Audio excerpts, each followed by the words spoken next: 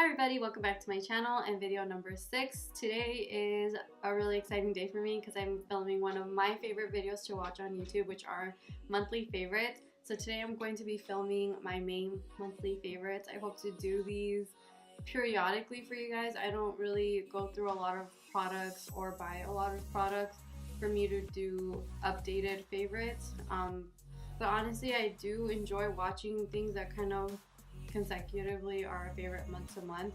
I don't mind when people do repeats. If you do, let me know so I don't do that. But I think it's good to know what continuously you are loving, regardless of how many new products are coming out. But let's just get into this video and then we'll see about what happens in the future. Okay, let's just get started.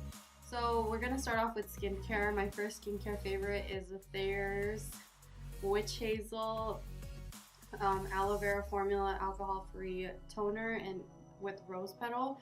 This smells really nice. This does a good job of taking off my makeup. I was having a lot of acne flare-ups and my initial reaction was to combat them with really strong products that, you know, like had a lot of salicylic acid, other like abrasive products to help calm it down, but not calm it down, to eradicate it.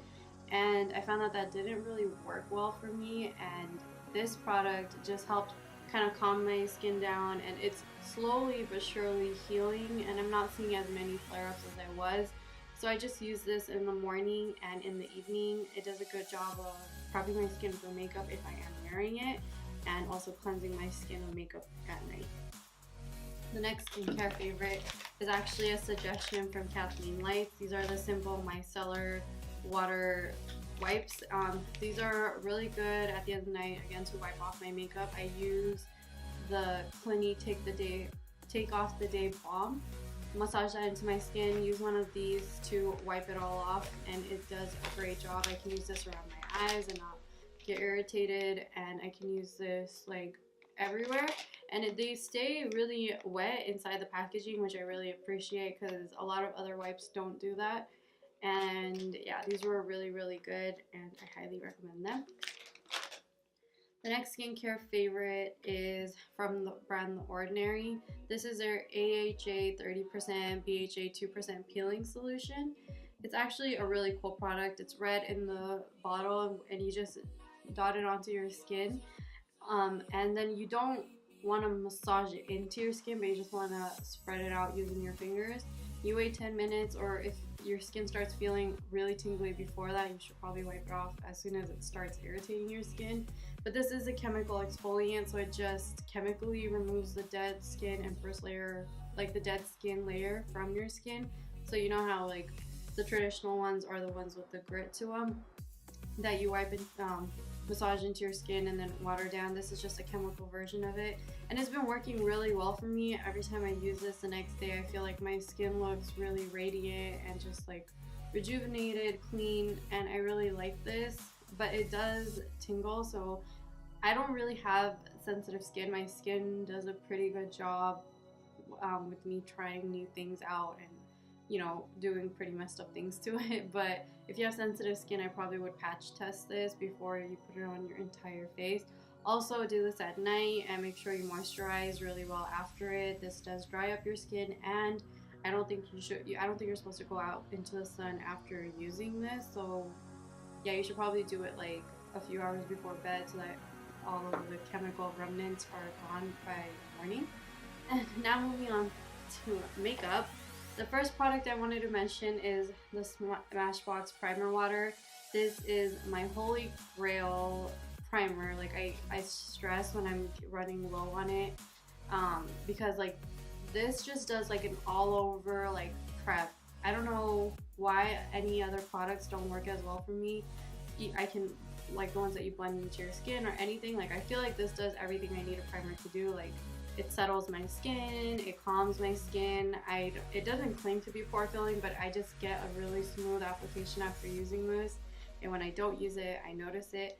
And then when I'm also running low on setting spray, like I can use this to set, and it's just a really good product. And then for foundation, my favorite for the months are mixing these two.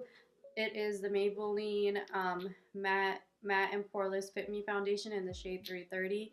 and the Rihanna Fenty Beauty Foundation in the shade 300. These two mixed together give me the most perfect like match, also because I'm mixing it to create my perfect match, but also just the finish of it. The Rihanna foundation, it dries a little bit matte, and even though this says matte and poreless, like I feel like this has a little bit of luminosity that it gives a Rihanna foundation.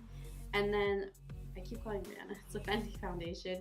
The Fenty foundation has more coverage than this one, so I feel like it aids in that. So together, it's like just a really good combination. It is the foundation cocktail I have on my skin today, and I just love how these work together, and they're really great.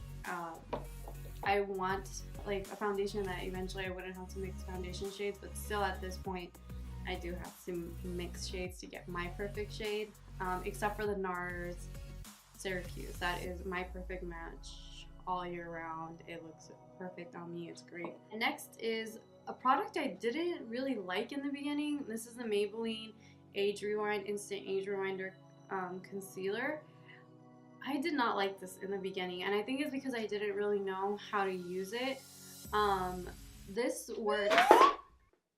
So I was saying, I think I didn't know how to really use it. This works best when you apply it under your eyes and let it sit there for a minute and then blend it out. The problem I was having was everyone was raving about the coverage of this, and I was using it and I would blend it out right away, and I was like, where is the coverage? Like, what am I doing wrong? Because it did not cover anything for me, and it left like almost a gray cast under my eyes. But then, I don't know, it kind of happened on accident. I didn't have like a setting powder, so I just applied this under my eyes and I went to go grab it.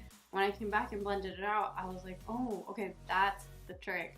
So when you're using it, like, do the concealing, leave it on for like 15 to 20 seconds, and then blend it out with a really light hand. Like, don't go in there hard, just like blend it out lightly, and this works just as good as any high-end concealer. And I actually prefer this to any of the other concealers I've ever used, and it's time to almost go repurchase a new one. But yeah, this is a really good concealer. Okay, so moving on to my favorite eye products for the month.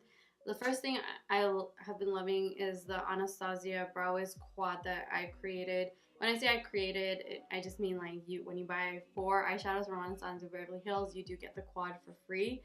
And right now at Ulta, these are four eyeshadows are $32, I believe, and then you can use that $3.50 off any product over $15 with that. And I just think that these are so worth it. So the ones I have right here are Sienna, Morocco, Fudge, and Red Earth, and these are just my favorite neutral brown tones to use in the crease, to use just by themselves, and I just reach for this palette all the time. And then my favorite eyelid colors are a mixture of these two. Okay, this one's broken. So this is a ColourPop Super Shock Shadow in Party of 5. This is, I think this might have been limited edition, and mine's just completely cracked, but this came out for their birthday last year, and I love ColourPop Super Shock Shadows. I think that they're so beautiful and pretty. And this tone in general, it's kind of like a rose gold, like with a purple tint to it, and it has like little flecks in it, and it's just so stunning on the eyelids. So I can wear this by myself, but when I want to kind of glam it up a little bit, I go in with the Urban Decay Space Cowboy Moondust eyeshadow. And this is like Urban Decay eyeshadow. These Moondust shadows are my favorite like eyeshadow toppers. The lips, I have these two lipsticks. Are both really pretty neutral tones. This one's more, this is Kat Von D's Lolita. This is more on that mauve neutral tone side, more pink on me. And I just think that this goes really well with so many looks. I've actually been more into doing eyeshadow lately, so like a nude toned lipstick just goes well with it, I find. And then this other shade is Wet n Wild's Give Me Mocha. And so they look pretty similar. I mean, you can see that this is more pink toned, more mauve, and this is more on that warmer brown tone. And these two are just like the ones that I go to when I'm creating like a more colorful eye look, which I've been into more recently. And yeah, they're my favorites, and their formulas are actually pretty similar. They're both really moussey when you put them on. They dry down pretty comfortable. They don't settle into my lines, and I actually have a lot, especially because I have really dry lips, and they don't accentuate my dryness. Next is my favorite of all time. Like, this is probably like a holy grail blush, which is MAC's Gingerly. This is just a matte blush. It's not the one I have on, so I don't know if I'm doing that, but it's just a really good neutral blush on, again, like darker, deeper skin tones. I feel like if you're lighter than me, I think this would work a lot, like really well for you too. It would probably show up a little bit more peachy cinnamon on you. For me, it shows up really just like a good nude flush, like a pink flush for me. And I just love it. I feel like when I don't know what blush to wear with the look, I can just grab this and know that it's going to work well for me. And finally, my perfume, which is probably going to be my spring scent, is Gucci Bloom. This I picked up when my sister got married in Dubai, and oh my god, this smells so good. This smells like genuinely like a bouquet of flowers. Like, I can't even tell you like what flower. It just smells like if you go into like a flower shop and you just have all those fresh floral scents. It smells just like that. It has a really good lasting power on the skin. Like, I can put it on in the morning and smell it at night. I do retouch it because I'm just obnoxious like that, I guess. But I know that if I wore it in the morning, like, I have gotten compliments on it at night. It's just a really good scent, and yeah, it's Gucci. Okay, and then I have two, like, I guess 3 hits. 2 products are actually like a pair. The first ones are these Kenra shampoo and conditioner. They're for brightening your hair. So I had gotten my hair lightened at, like, I got like an ombre done, and so when I have naturally black hair, which I'm starting to embrace now. Like, I feel like the best color on me is just black hair, but I really wanted to go like lighter, like have more dimension in my hair. And when you have black hair, it turns bleached hair, like it gives it more of a reddish or like reddish orangish hue, which is probably why, like, it's looking, yeah, it is pretty orange. And I wanted to buy like a brightening shampoo and conditioner that would combat that. These were super expensive. They were on sale, and still both of them cost me like $72, which is insane for shampoo and conditioner. But I just felt like if I'm gonna be coloring my hair, like, I should spend the money on upkeep. And yeah, like, they dried out my hair. They like made my hair super tangled, and they didn't do a good job of like canceling out the brassiness, which is crazy because they're actually really like purple.